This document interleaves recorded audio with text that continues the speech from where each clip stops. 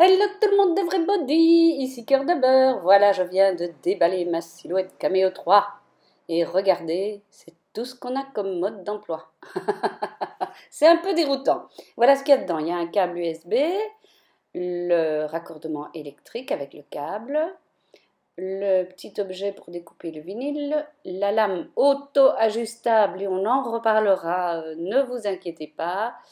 Et ici, un petit outil dont je ne connais pas encore tout à fait l'utilité, ça viendra. Ceci, c'est la petite lame de cutter donc pour découper le vinyle à l'arrière, comme il existait déjà sur la Cameo 2. Et vous avez dans le paquet encore ceci, tous les avertissements, mais c'est en anglais, avec tout ce que vous ne pouvez pas faire. Et un tapis de transport, bien entendu.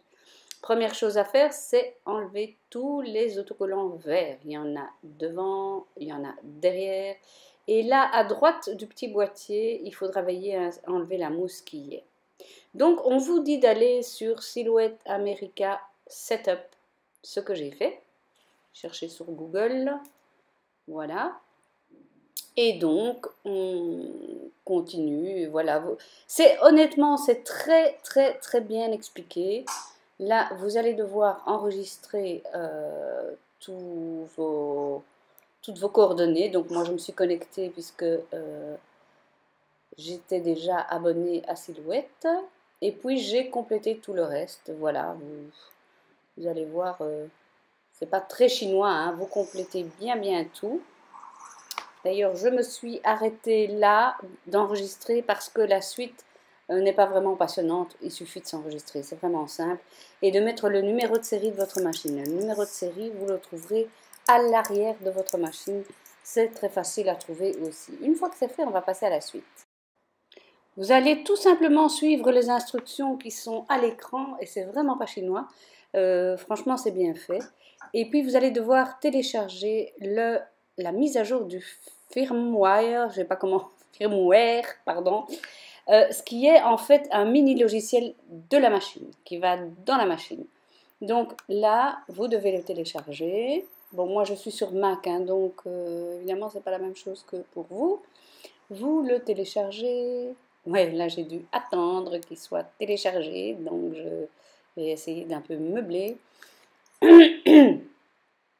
Et donc là, vous allez devoir vraiment, vraiment bien, bien suivre toutes les instructions qui sont à l'écran parce que même moi, je me suis plantée. Alors, la fille qui fait de son nez, oui, bah oui, j'ai voulu aller trop vite, j'ai pas tout bien lu et je me suis plantée. Et donc, vous cliquez là-dessus, ça va se décompresser, ça vient sur le bureau. Excusez-moi si c'est un peu long, hein, mais je voulais vraiment que vous voyiez en temps réel comment ça se passait. Voilà. Ok, il est là, je l'ouvre. Voilà. Hop. Donc là, je l'ouvre, j'ai pas peur, même pas peur. Ok. Voilà. Alors c'est là. Voilà. On est ok. Voilà. Et là, franchement, vous allez bien suivre hein, tout ce qu'il vous dit parce que franchement, moi, c'est là que je me suis plantée. Dans les grandes longueurs même. Voilà. Alors là, suivez bien. Hein. Donc on maintient enfoncé le bouton d'alimentation et on rebranche la machine jusqu'à ce qu'elle s'allume. Et vous allez voir, je vous ai mis des petits plans.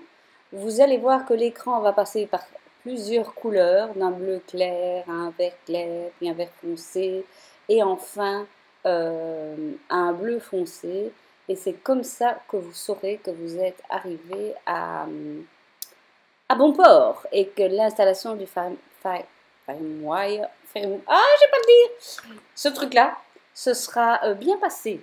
Ok. Alors ils vous disent que ça prend 15 minutes, chez moi ça a pris 20 minutes. Hein.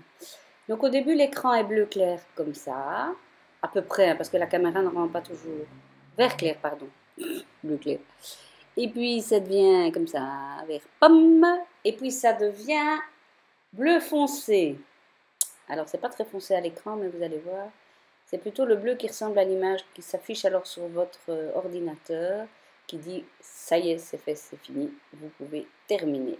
Et voilà, c'est tout simple, franchement, mais il faut le faire, il faut vraiment le faire pour pouvoir faire une bonne mise à jour. Je vous propose de me retrouver dans la vidéo numéro 2 où nous allons parler de l'abonnement, des images à télécharger, etc. Et dans la vidéo 3, on aura un petit exemple de mise en route. À bientôt!